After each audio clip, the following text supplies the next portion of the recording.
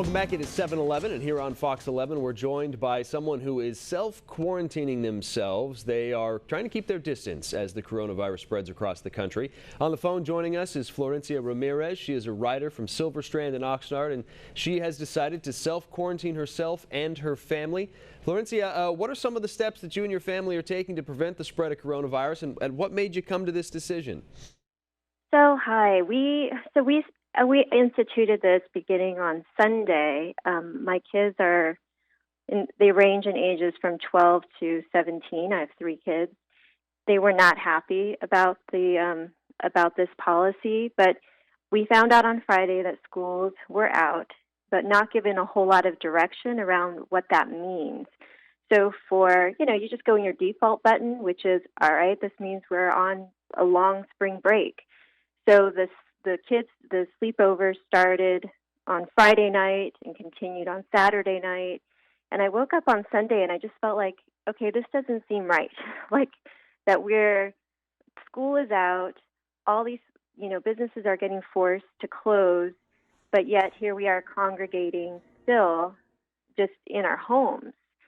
So I started doing more research and finding out experts saying, there shouldn't be any play dates. You shouldn't be congregating anymore, really, not just because I'm trying to protect my kids, because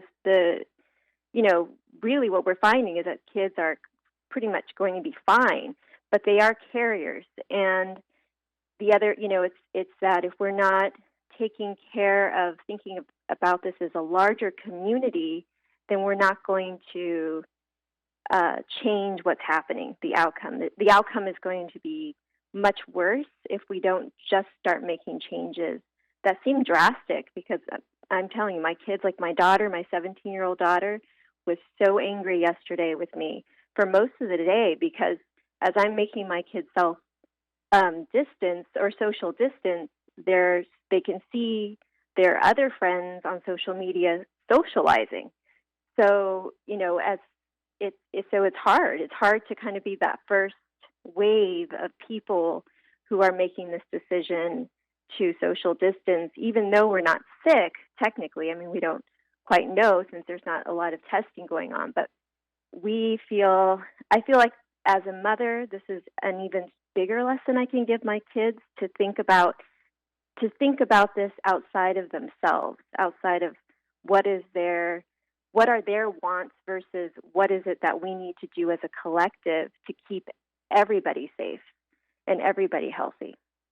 Well, Florencia, thank you for joining us and sharing this. I know you've sent us some video of your kids, kind of what they're doing to keep busy and making pasta and doing things, and every family's trying to find these times what to do, and that's the decision you guys have made to self-quarantine, and it's probably a good one for the community as a whole. So thanks for joining us here on Fox 11. We really appreciate it. We're going to take a quick break. We'll be right back.